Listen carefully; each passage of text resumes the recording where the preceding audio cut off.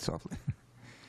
Jaya Radha Madhava Kunja Bihari.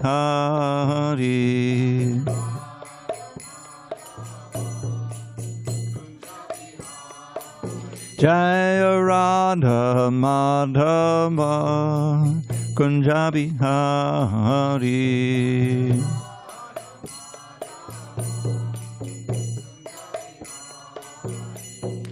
Gopi Janavallabha Girivaradhari.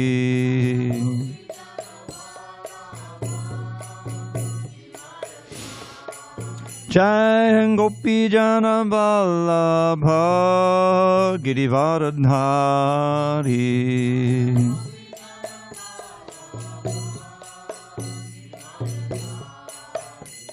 Yashodanandana Brajajana Ranjana. Yashodanandana Brajajana Ranjana. Yamunatira Vanachari. Yamunatira Vanachari.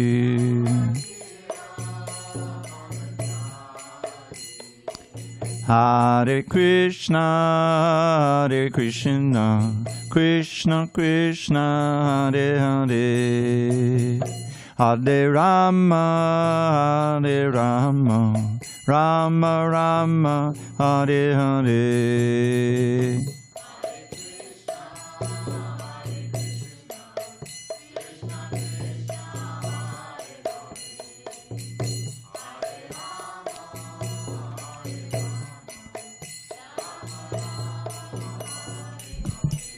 Hare Krishna, Hare Krishna, Krishna Krishna, Hare Hare. Hare Rama, Hare Rama, Rama Rama, Hare Hare.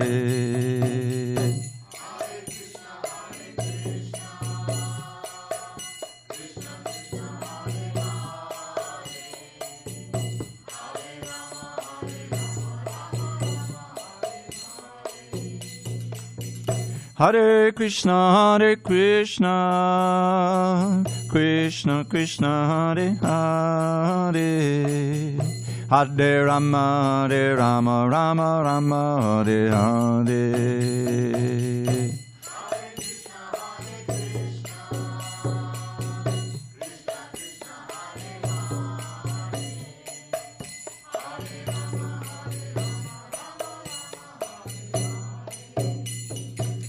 Jaya Radha Madhava Kunja Bihari.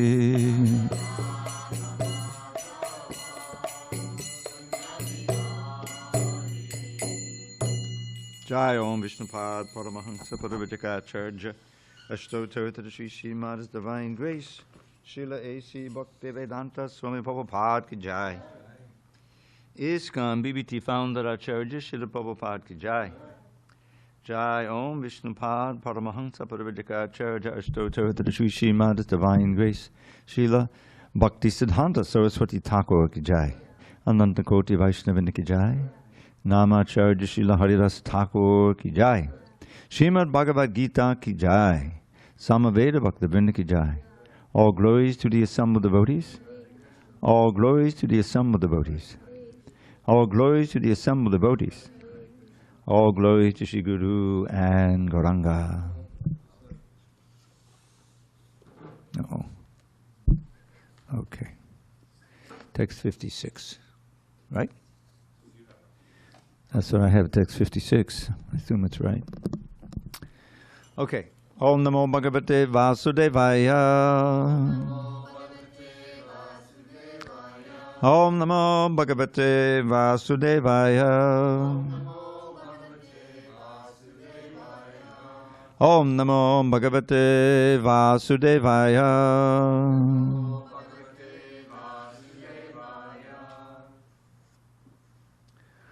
On this 10th day of March 2026 in San Diego, we're reading from Srimad Bhagavad Gita as it is, translation and commentary by His Divine Grace A.C. Bhaktivedanta Swami Prabhupada. And we are in chapter 18, conclusion, the perfection of renunciation. Text number 56. Page 697, I think. Okay. Sarva karmani apisada kurvano madhyapashriyah matprasadad avapnoti shashvatam padamavyayam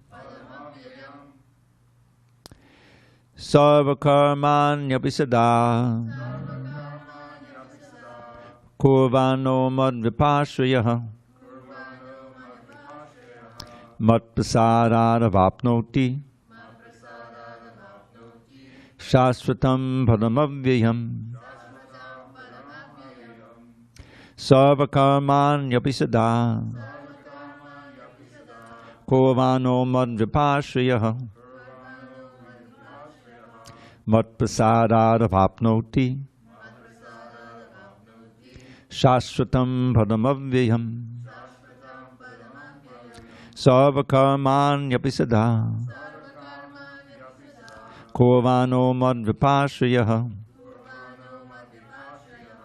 matprasadad avapnoti shashvatam padamavyayam. Prema Gopal.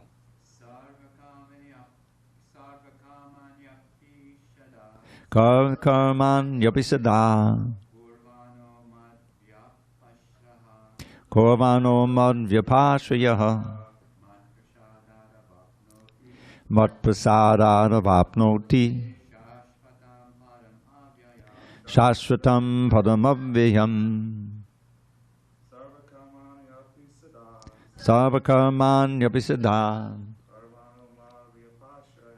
kurvano madhyapashriyah matprasadad avapnoti shashvatam padamavyayam. Ladies?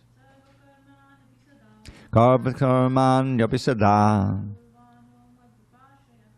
kurvano madhyapashriyah matprasadad avapnoti shashvatam padamavyayam. Go ahead. Sarvakarmanyapisada kurvano madhyapashriyah matprasadad avapnoti shashvatam padamavyayam.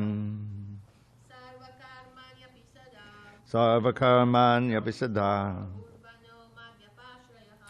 kurvano madhyapashriyah matprasadad avapnoti shashvatam padamavyayam. Anyone online? Guess not. Okay, before we read the word by words, I just want to go over one thing. Every class, before we sing the song, Jaya Radha Madhava. And the last line is Yamuna Tira Vanachari, right? So, I know many of you know it's a Yamuna river. It's actually Yamuna river. But Yamuna Tira, this means the bank of the Yamuna. And so it's a long A. The first A is long and the last one is short. So it's Yamuna Tira. Yamuna Tira Vanachari. So yeah. So you can all say it slowly. I'll say, you say. Yamuna Tira Vanachari. Good. And you'll be very, in the great minority among the devotees who sing it that way. Because Yamuna Tira Vanachari. Okay, just a little Sanskrit lesson. That's all. Word by words. Sarva, all karmani, activities, api, although, sada, always, kuravanaha, performing, matvyapashriyaha, under my protection, matprasadat, by my mercy, avapnoti, one achieves, shasvatam, the eternal, padam, abode, avyayam, imperishable. Okay, one more thing. We can take a vote. We rarely do that in ISKCON. You're already voting yes. Let's see. Now, I don't know who's been here. You've been here, Bunny, but we have Ashram Maharaj here for a visit. He's been giving some nice classes. Now, he's also an old-timer. You know, he was there with Prabhupada and everything. So there is that, as Bunny Maharaj instituted, going over word by word, sounding out before you chant the Sanskrit. But what he does, which I think is also something Prabhupada did, maybe not all the time, but it makes a lot of sense. You do each line separately. In other words, you do Sarva Karmani, Abhisada, and then you do, then we do Sarva Karmani Abhisada, right? Because after all, you're trying to learn how to pronounce and then apply it to the chanting. So if you get over all of the words of the verse, then you're going to forget what the first ones are. So we'll start that tomorrow. All right, translation. Though engaged in all kinds of activities, my pure devotee, under my protection, reaches the eternal and imperishable abode by my grace. Purport. The word Madhyapashriyaha means under the protection of the Supreme Lord. To be free from material contamination, a pure devotee acts under the direction of the Supreme Lord or his representative, the spiritual master. There is no time limitation for a pure devotee. He is always 24 hours a day, 100% engaged in activities under the direction of the Supreme Lord. To a devotee who is thus engaged in Krishna consciousness, the Lord is very, very kind. In spite of all difficulties, he is eventually placed in the transcendental abode, or Krishna Loka. He is guaranteed entrance there. There is no doubt about it. In that supreme abode, there is no change. Everything is eternal, imperishable, and full of knowledge. Yeah. Okay. Om Jnana Timarandasya Jnanandana Shalakaya Chakshu Unmidatam Mena Tasmai Shri Gurave Namaha. I was born in the darkest of ignorance, but my spiritual master Srila Prabhupada opened my eyes with the torchlight of knowledge. I offer my humble obeisance unto him and all members of Sri Parampara. Time out. Welcome. Hare Krishna Prabhu. Hari Bol? Oh, okay. Yeah. We don't want to put that book, any sacred book, on the ground. Yeah, we'll give it back to you later. Okay? Hare Krishna. That's okay. Yeah, that's good. Okay. Okay. So what Krishna is here, he is assuring us that if we become pure devotees, that will be under his protection 24 hours a day, and reaches the eternal imperishable abode by his grace. So we're sure to go back to Godhead. So in this purport, Prabhupada describes it under the direction, a pure devotee acts on direction for his representative, the spiritual master. There's no time limitation, 24 hours a day. 24 hours a day. That means that one is, during his waking hours, somehow or other, serving Krishna one way or another, always remembering him, glorifying him, using the senses of whatever, even when you take a nap, you're thinking of, you're dreaming of him, and when you take rest, you're dreaming of him. How is it 24 hours a day? Now, it would seem that would be logical. If your desires are always flowing toward the service of Krishna, you're remembering him, you're hearing about him, right? And you're chanting and doing all the very things that we do, naturally you'll also dream about him. I remember when I first joined, I think I was describing this recently, but it's worth repeating. So the whole day was filled, you know. I mean, there was, we get up early. I'm not going to go through the whole story. My first cold shower, I made it. That's why I'm still here. So that, you know, but the point was everyone was getting up for Mangalartik. That was necessary if you're going to live in the ashram. Men and women, you know, so we had a ladies' ashram, brahmacharini ashram. And so there's that you know, that wonderful Mangalartik where you see the deities, everyone's chanting together.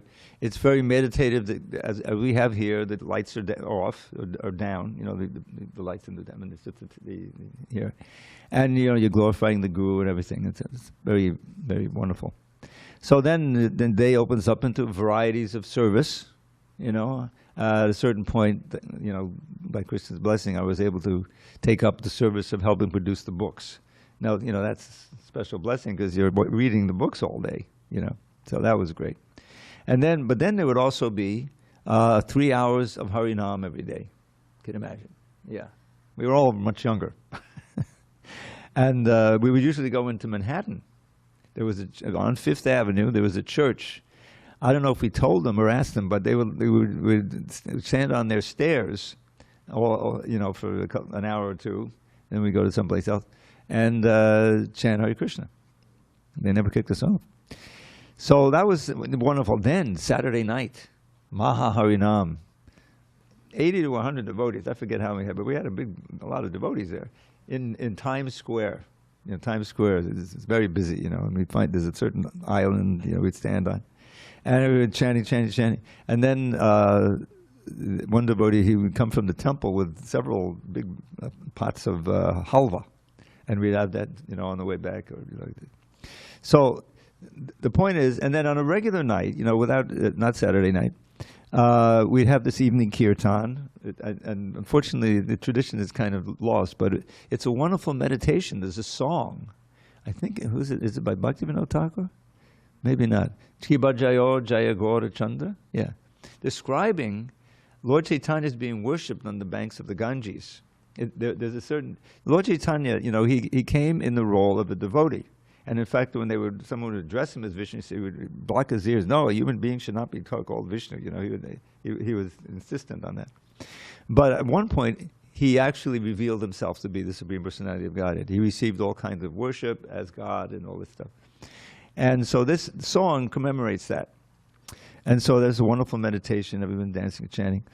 And then after that, we go downstairs, which is the prasadam hall, right under the temple. You can imagine this being the prasadam hall and the temple's up on top. And we'd have hot milk, to help us sleep, and listen to Krishna book being read. So the idea, as Prabhupada actually mentioned, that the idea is you listen to Krishna book and then take rest, hopefully you'll dream of Krishna. And, wake up and, start over again.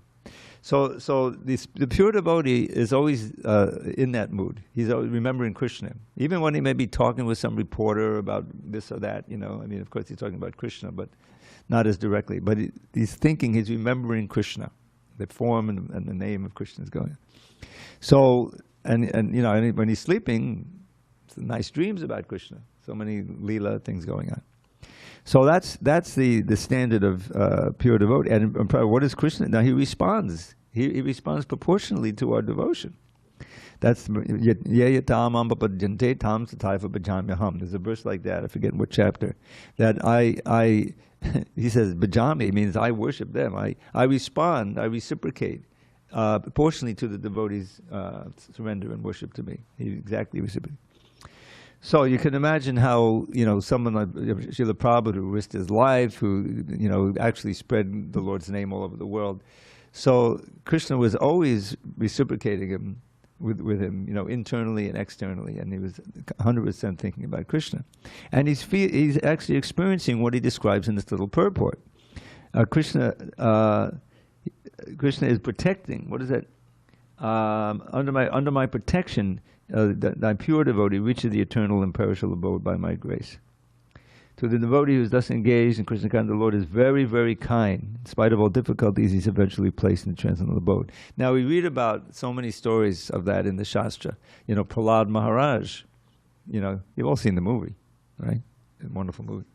So can there be a better, description or depiction of protection from God? He maybe have a form that not everyone understands, but that's God there in the form of a half lion, half man, and he was protecting him. There's nothing like that. And Prahlad was just whatever comes. You remember the scene where Hiranyakashipu is, all right, I forget who it was. It's not in the Bhagavatam, but somebody who was going to burn him. Holika. And she was smiling. Yeah, we got him figured out. We got a hold on him. And she gets burned, right? But Prahlad is not screaming. He's not doing. He's just Hare Krishna, Hare Krishna. He's just remembering Krishna, smiling, right? And he's protected.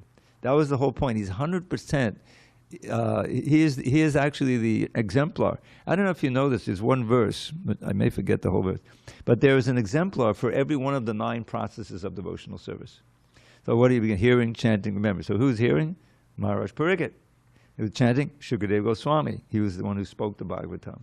And then remembering, hearing, chanting, remembering Prahlad Maharaj. He's constantly, he's in complete samadhi, even though he's acting outside, but he's got, Krishna completely in his mind and his heart. And whatever Krishna wants. If he wants me to, get boiled in this boiling vat of oil that they just put me in, okay. Otherwise, it's pretty cool. I feel pretty cool here. I don't feel anything. So these are the extreme examples, but they're real.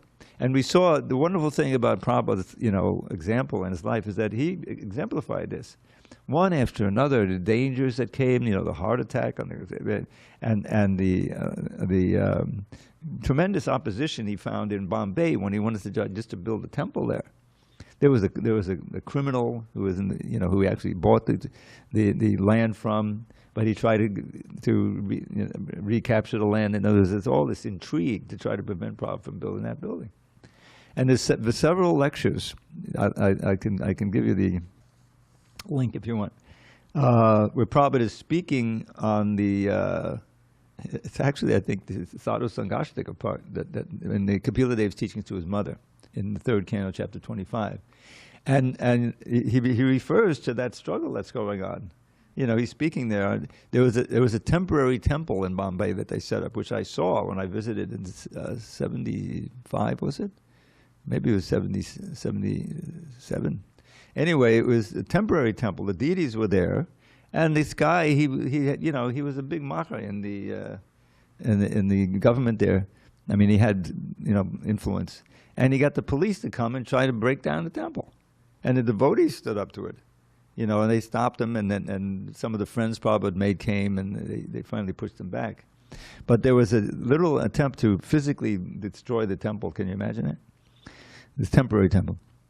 So after all that, the Prabhupada stood by it, and he pushed and pushed, and finally the temple opened. I wasn't there at the opening, but right after the opening. And it was a wonderful success, and to this date, it's a wonderful success. So Prabhupada is experiencing what he's speaking about here. This is the great value of these purports. He's living it. It's not like I could read the same thing, but I'm not living it. I believe it. But here, Prabhupada is living it and giving the proof or the testimony to the truth of what Krishna is saying in this translation. It's wonderful. Okay, let's proceed, because we're moving rapidly here. We might actually reach the first, or even I guess of the 2 verses in the Bhagavad Gita that encapsulate the whole instruction. The whole thing will wind up. Text 65 and 66. It's 57 now. Okay, next verse. Chetasa sarva karmani. Chetasa sarva karmani. Maisanyasya matparaha.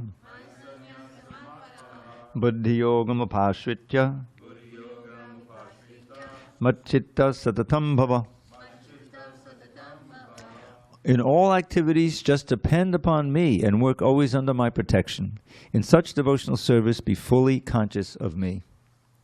Purport. When one acts in Krishna consciousness, he does not act as the master of the world. Okay. Time out. Can someone give this gentleman a book? Yeah, we have an extra book over here. Page 698. And he'll give you, replace his book. You got your, he's got it digital. All right, you have an extra there. In case that conks out, you'll have this. What happened? Oh, the shoes? Oh, yeah. Didn't see the shoes. Okay. So what did I do? Just try 57, was it? I'm sorry? 57 purport. Okay. Purport, we're page on 698. Purport, when one acts in Krishna consciousness, he does not act as the master of the world. I'll repeat that since I forgot to record it. When one acts in Krishna consciousness, he does not act as the master of the world. Just like a servant, one should act fully under the directions of the Supreme Lord. A servant has no individual independence. He acts only on the order of the master. A servant acting on behalf of the Supreme Master is unaffected by profit and loss. He simply discharges his duty faithfully in terms of the order of the Lord. Now, one may argue that Arjuna was acting under the personal direction of Krishna, but when Krishna is not present, how should one act?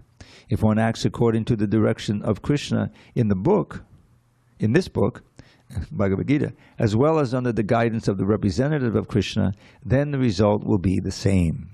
The Sanskrit word matparaha is very important in this verse. It indicates that one has no goal in life save and except acting in Krishna consciousness just to satisfy Krishna. And while working in that way, one should think of Krishna only. Quote, I have been appointed to discharge this particular duty by Krishna, close quote. While acting in such a way, one naturally has to think of Krishna. This is perfect Krishna consciousness. One should, however, note that after doing something whimsically, he should not offer the result to the Supreme Lord. That sort of duty is not in the devotional service of Krishna consciousness. One should act according to the order of Krishna. This is a very important point. That order of Krishna comes through disciplic succession from the bona fide spiritual master. Therefore, the spiritual master's order should be taken as the prime duty of life. If one gets a bona fide spiritual master and acts according to his direction, then one's perfection of life in Krishna consciousness is guaranteed. Hare Krishna. Prabhupada's coming to the whole climax of the book now. Instructions. So, work always under my protection. Now, how do we get this instruction? Well, there's three sources. I spoke of this last night. These three sources of pramana. This is a very important word. Pramana means evidence.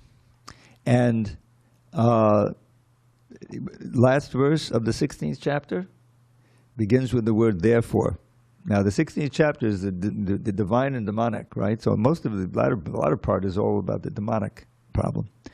And what's the main characteristics of the demons, you know? Yak shastra vidam utsrija. Vartate kama karataha. Nasa siddhim avapnoti nasukam naparam gatim. So, what he's saying there, this is the second to last verse of the chapter. One who discards the instructions of the Shastra, such as Bhagavad Gita, bona fide books of knowledge that have been delivered to us by a realized soul, like Srila Prabhupada. This is a Shastra. And the Shastra is full of instructions, what to do and what not to do. Right? We can remember the Bhagavad Gita, think of me. How many times did Krishna say, think of me, always here, you know? Very important instructions. So we take that as evidence. Okay, somehow I got to figure out how to think. Well, you don't have to figure it out. It's all been worked out before. Because the spiritual master is someone who is, gave this before, very important understanding. Acharya, you've all heard this before. Founder Acharya, Srila Prabhupada. What does that Acharya word actually mean? It's very important to understand. It's based on the Sanskrit word achar, which means behavior or activity. Yeah. So the definition of a genuine acharya is someone who knows the scriptures, such as Bhagavad Gita and Bhagavatam, the books that Srila Prabhupada gave us. Knows it, follows the instructions therein, and tries to teach others. Three things. Knows, follows, and teaches. So Prabhupada personified that. He's the founder Acharya. He himself acted according to Shastra. He gave us the Shastra. Whenever he spoke according to that, and he's giving us instructions. So, but what this verse says at the end of the 16th chapter, because what the previous verse says, if you discard these the instructions of Shastra, you don't care to know them, or if you heard of them, you don't care, you know? Well, then how do you act? Simply on the basis of your own whims. Yak shastra vidim, vidim is instructions, utsrija, give up. Yak shastra vidim utsrija, vartate kama karataha, and continues to act only on the basis of one's personal desire. You know, kama karata, in all the varieties that we know they exist. Then what's the result? Nasa siddhim abapnoti, you don't gain any perfection that way. Nasa siddhim abapnoti, nasu kam naparam gatim, you don't gain any real happiness, and you don't get to the final goal, going back to the spiritual world. Getting liberation and attaining the life full of eternal bliss and knowledge. So therefore, says the last verse, Tasmat shastram pramanam te karya karya vavastito. Gyatva shastra vidanoktam karma kartam iharati. Therefore, one should accept as pramana, as evidence, what to do and what not to do, the bona fide shastra as given to us by the bona fide spiritual master. And having understood that what to do and what not to do, instructions, one should actually act in such a way, you see? And then you'll be on the path back to Godhead. So it all depends on our willingness to accept the instructions. Now, it's difficult to accept all the instructions at one time.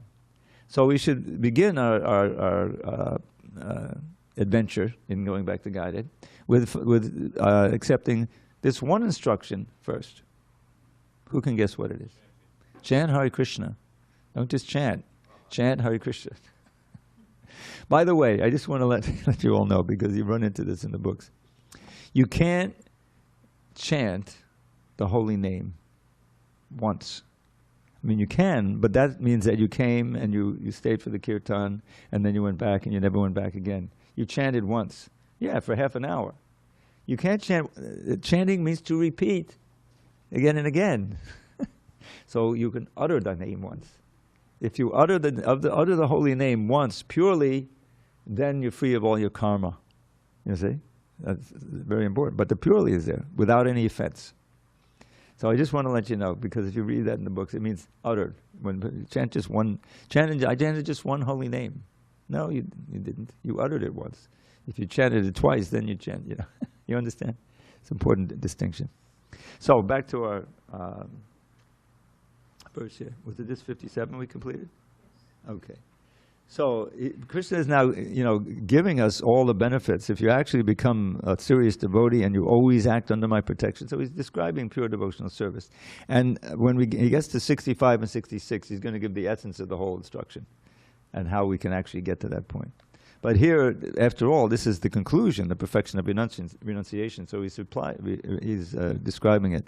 Renunciation, means coupled with bhakti, because the renunciation really means this vairagya.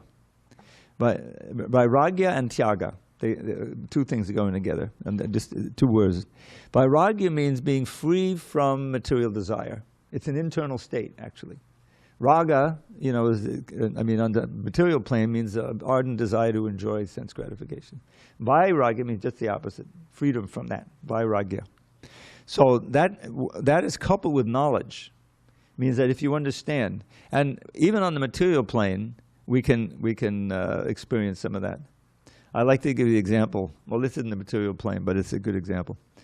Many of you remember our old friend Madhusudan Prabhu, who passed away from COVID back in 22 or so, I think. Very nice devotee. He joined early on in 66, 67. He married Kanchan Bala around that time. Yeah, she was like 18, like that. So, and he worked very hard. Mostly he worked with putting out the books. He was part of the team that was putting together the books. He would lay out and stuff like that, So, along the way, he became very expert at cooking sweet rice. Yes. And so every time Prabhupada's appearance day would come, right after Janmashtami, it's just Krishna's arrangement. He's born the day after Krishna appeared, So every year, that's a double, wonderful festival.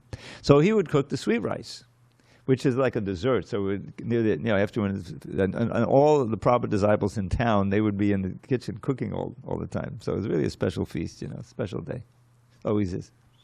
But Madhusudan, we let him make the cookery. He would make strawberry sweet rice. I think that was his specialty, So it says, oh, okay, Madhusudan made the sweet rice, put it in the cooler so it gets nice and cool. It's supposed to be, certain temperature. So then they brought out all the pots. Okay, it's time for the sweet rice, and everyone's ready to serve it. Everyone lined up. But then this didn't happen, by the way. I'm just saying this is a perfect illustration of how knowledge can produce vairagya. You probably heard this before. So knowledge, real knowledge, can produce vairagya. So just when it's about to begin serving out, and everyone is saying, "Oh yeah, all right."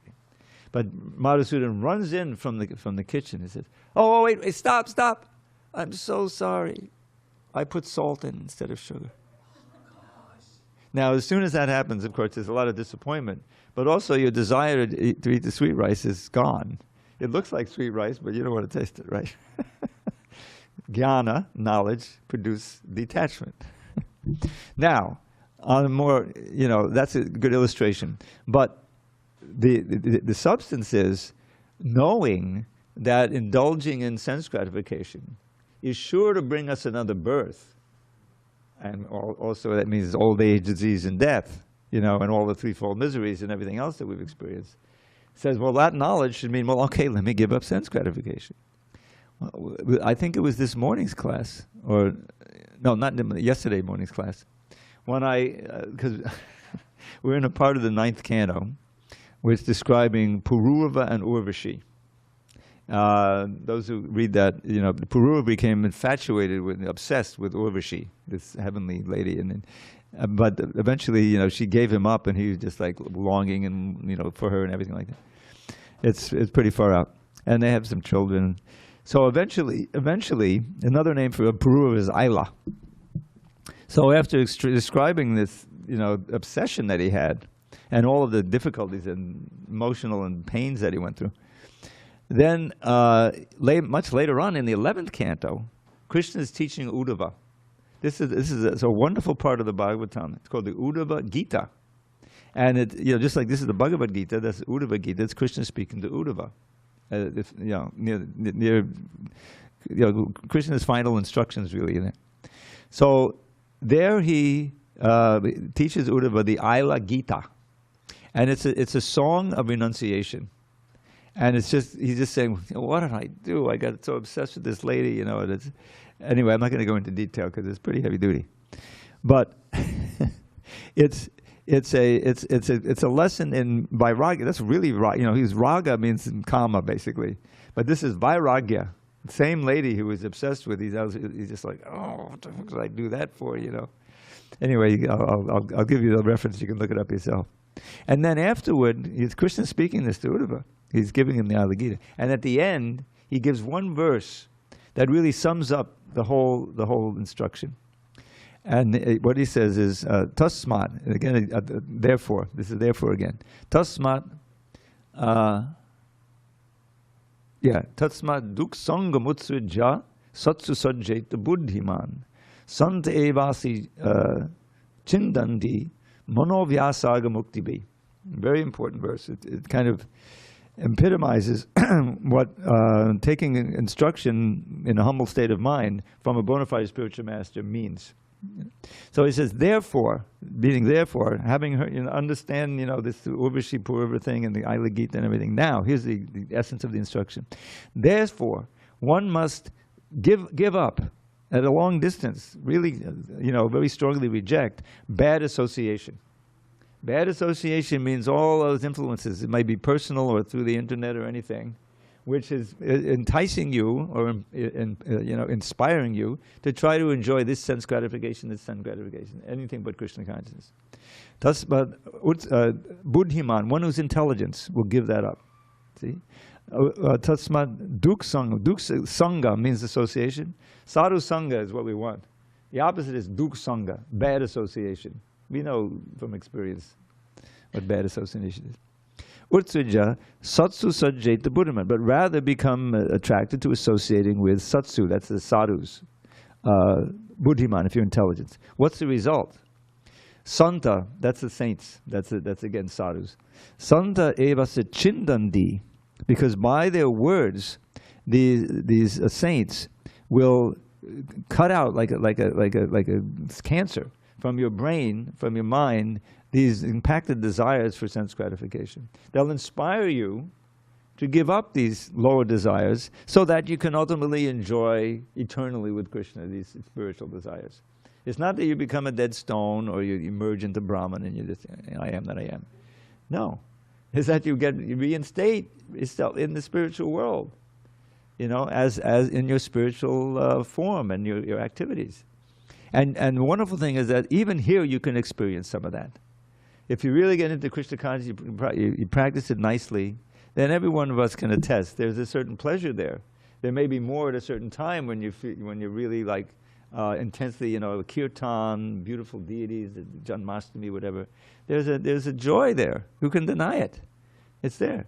But because we're so used to, other ways of thought, then when it's over, our mind goes elsewhere, and we may not fall into some gross sinful activity, but we forget Krishna, So the serious devotee decreases those things, and he or she tries to keep remembering Krishna and find a service to do. If you can't find a service to do, Hare Krishna, Hare Krishna, Krishna Krishna. Krishna is very happy with that service.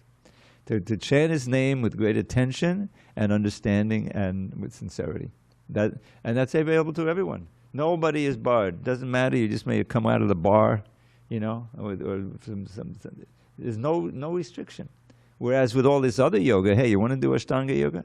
All right, go to a secluded place, a sacred place, sit like this. Hey, sit up straight. You're not sitting up straight enough. Look between you. I'm not going to try it even. Every time I try to look between my eyebrows, I feel I'm getting cross-eyed. But and then, control the sense and control the mind, like that.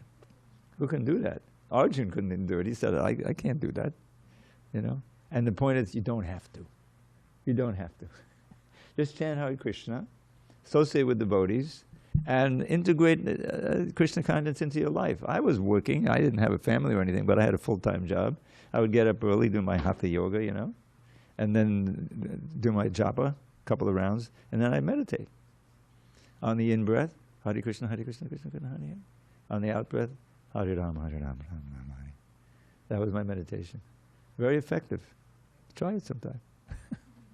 And then I would continue it in the ride to my job, and I would be I was working as an inhalation therapist in a hospital. So I said, well, this mantra is great. Maybe I can cure some of these people with it. Anyway, I had some success, but that's another story I'm going to tell you later. But anyway, I don't want to get too far afield. All right, so we're on 58? All right, let's continue. This is, he's building up to the climax at 65, 66. Matchitta sarvadurgani matprasada tarishyasi atachetvam ahankaran nashrosasi vinangshasi. If you become conscious of me, says Krishna, you will pass over all the obstacles of conditioned life by my grace. If, however, you do not work in such consciousness, but act through false ego, not hearing me, you will be lost. Purport. A person in full Krishna consciousness is not unduly anxious about executing the duties of his existence. The foolish cannot understand this great freedom from all anxiety. For one who acts in Krishna consciousness, Lord Krishna becomes the most intimate friend. He always looks after his friend's comfort, and he gives himself to his friend, who is so devotedly engaged, working 24 hours a day to please the Lord. Therefore, no one should be carried away by the false ego of the bodily concept of life. One should not falsely think himself independent of the laws of material nature, or free to act. He is already under strict material laws, but as soon as he acts in Krishna consciousness, he is liberated, free from the material perplexities. One should note very carefully that one who is not active in Krishna consciousness is losing himself in the material whirlpool in the ocean of birth and death. No conditioned soul actually knows what is to be done and what is not to be done. But a person who acts in Krishna consciousness is free to act because everything is prompted by Krishna from within and confirmed by the spiritual master. So just contemplate a minute, If when we leave tonight, we'll go outside and drive somewhere, maybe walk somewhere, whatever. So just be aware of all the living entities around us. They may mostly be some, plant life, whatever. But we learned this. Every tree, every blade of grass, every bush, there's a living entity in there. Just like us, exactly like us. But their consciousness is much, much, much more covered. But the essence is the same, the spirit soul, the Atma, the Jivatma. But due to activity, whatever it may be, that's not Krishna conscious in previous life, they get that body. Now, in that body, it may be, dog or cat or something, so many fish, there's no sin because they don't have the capacity to understand what's right or what's wrong. They simply live, the instinct. They're getting instruction from the super soul how to live, what to do, swim here, go there, like that. So then you have to live out that life. Nobody dies, you know. The bodies die, but the soul doesn't die. You don't die. All right. I know what you want. Now, for those who haven't heard this before, you have to kind of visualize it printed, because I always deal with printed words. Every body, not everybody, but every body. We have a body, each one of these bodies. Bad news. You're all going to die. As bodies. The bodies, your body will die. My body will die. Everyone knows that. We don't live moment to moment like that, but maybe we should. So, every body dies, nobody dies. Wake up and open your eyes. You're not that body, you're a pure spirit soul. Chant the holy name and attain life's goal. That's like a summary of the Hare Krishna movement. You know, Krishna begins this book, Dehinosmin yata dehe. This is instruction. He says, Arjun, you're acting like a fool. You're lamenting for what is not worthy of grief, namely the physical body. Ashochanam ashochastam pragyavaram shabashase gatasum agatasum cha nanu shochanti pandita. You're talking like a pundit. He's quoting the Vedas, all this and that, so that you'll have an excuse not to fight. But it's basically, he doesn't want to kill Bhima, his beloved grandfather, or his beloved teacher, Dronacharya, and so many other relatives. You know, it's all on this bodily concept. So that's the first lesson, and it continues through like 20, 30 verses in the second chapter, verse on the lesson of the soul. Who are we? If we don't know who we are, then none of this makes any sense. We have to first be convinced we are eternal souls. We've had many, many lives in the past, and we'll have hopefully one life, but certainly life in the future. This is just a passing phase. We've all transmigrated in this body. That's what that verse is, Dehinosmin.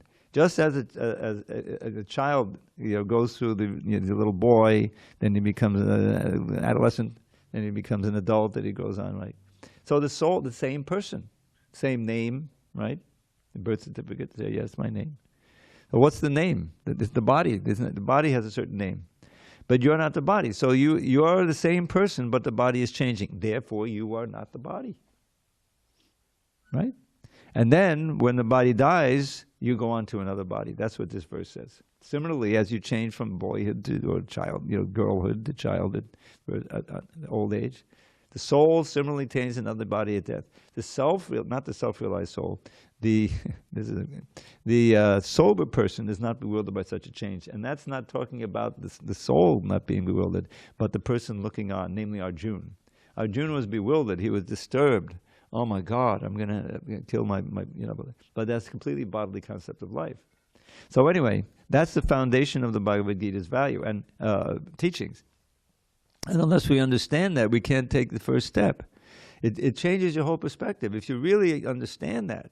And then when you go out and you look at all the people and all the other living beings, you see differently. Oh, there are these countless souls, and so many of them who are not in human bodies. I was surrounded by subhuman bodies. They were once like us. You know, do I want to be like that again? Do I want to become one of these trees standing out here? When I arrived here, like it was over 37 years ago, you know, the trees were standing, and the same trees are standing. You know, they never come to class.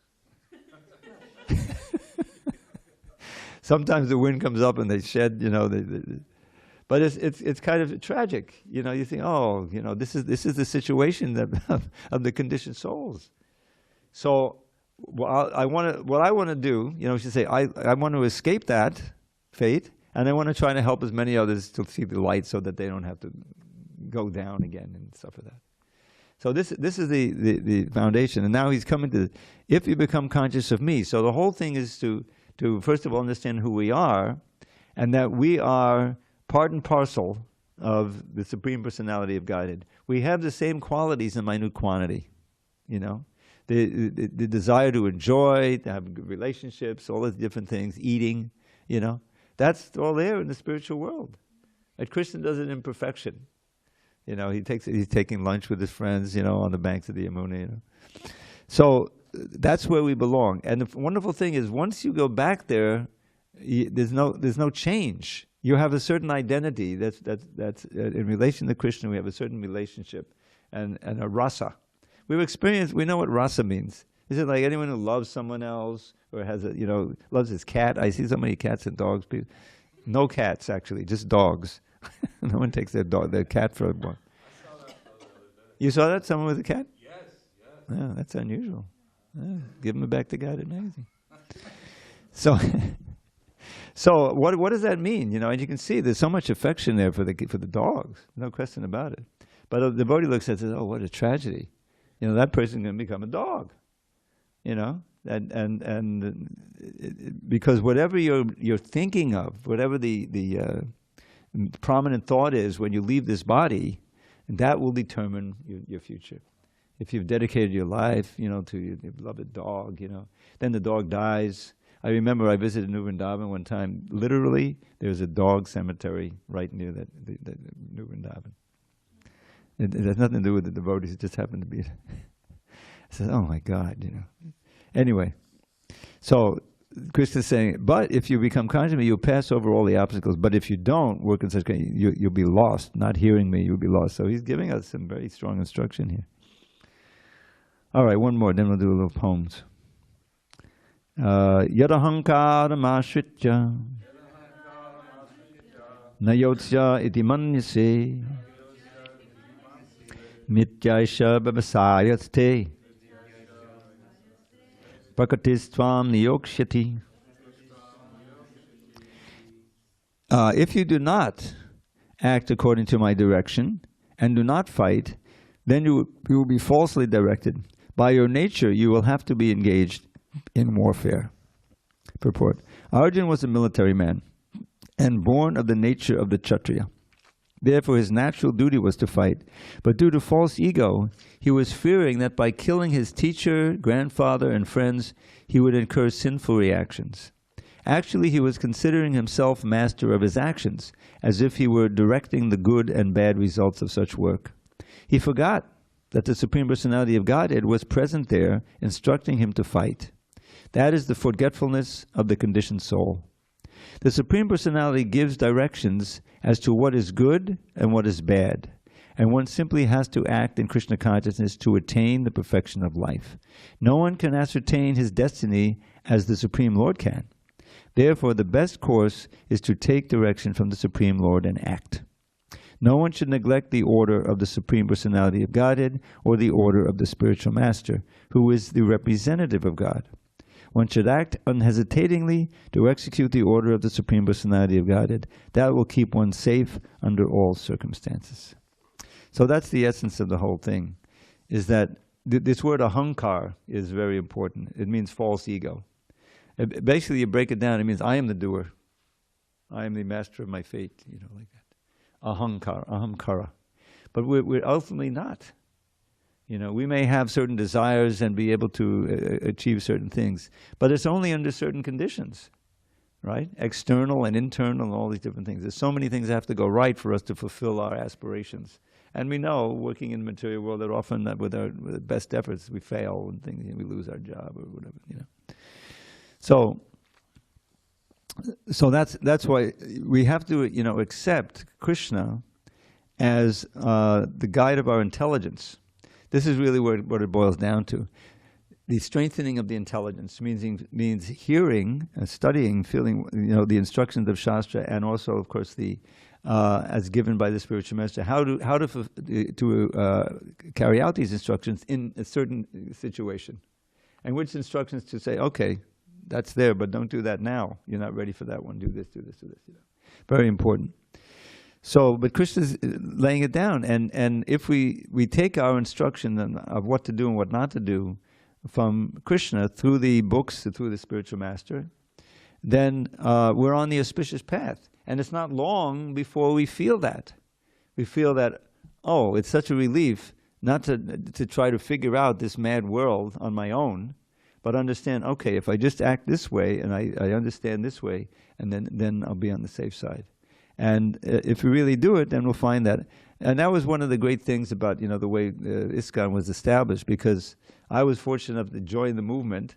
I gave up my job, I gave up my bank account, which was about I think 15 to 1700. I forget it's 15 to $1,700, but in 1973 you can multiply that 4 or 5 times. So I won't tell the whole story, but I found out later that a good portion of that money went to Bombay to buy the land. Yeah. So I really felt good about that, you know. Anyway, that's we don't have time to finish that. But anyway, all these instructions, Krishna's, you know, he's winding up the whole thing, and it's worth studying these carefully, and you can study on your own. And it all culminates. I think we'll probably get to these verses tomorrow, if you really want to at least get online to listen. I'll give you a quick coming attraction. Okay, when you get to 65. Actually before 60, but now I'm going to tell you again the most confidential knowledge. You see? So hear me, basically says. So he says, almost word by word, word for what he said at the end of the 9th chapter, 934. Manmana baba man bhakto manjaji mam namaskuru mamai vaishasi satyam te patijane priyosi me. Just think of me.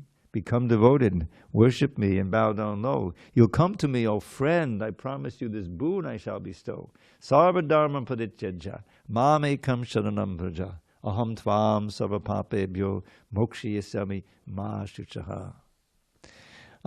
Just give up other dharmas and surrender only unto me. Your sins I'll nullify, O Arjun. From anxiety be free. Now this is the mudra. When we have the artik, those who are lucky to stay, you see this abhaidan mudra Radharani is giving, this assurance. The mudra is like, we know about mudras. Just like, are you kidding me? It's like, you know? Or like, yeah, right, you know. I mean, so we know mudra. So this is the great mudra. Abhaidan means the gift of fearlessness. Radharani can give that. So Krishna is giving that. So he's saying, just from anxiety be free. You just follow my instructions. So those 2 verses encompass the whole essence of the instruction of Bhagavad Gita. And we're going to probably read those tomorrow. And we have time for a little super special nectar tonight. Let's see.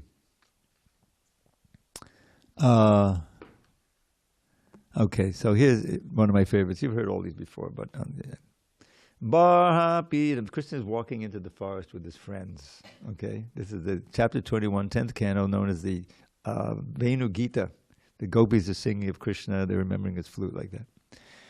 So this is the introduction. It says, Barhapidam natavadavapu karneo karnikaram Bibhrun vasak karnaka kapisham vaijayanting chamalam Randran veno adadasudeha puriyan gopa vrindaya vrindaranyam swapadalamanam prabhishad gita kirti.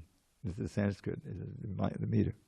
With lovely peacock plume upon his head and fragrant flower placed upon each ear, he enters Braja's woods with graceful tread, a handsome dancing actor without peer. His golden yellow raiment brightly glows, his splendid garland reaches to his knees, and from his luscious lips the nectar flows, and fills his flute with charming melodies. As Krishna thus begins his blissful day, with cowherd friends who sing his glory sweet, he beautifies Vrindavan's forest way, with fine impressions of his lotus feet. Gaur Premanandi, Hari Hari Bol. Okay, let's adjourn on time this time, and we'll all gather again tomorrow. Why not? Same time, 7:15. All glories to Srila Prabhupada.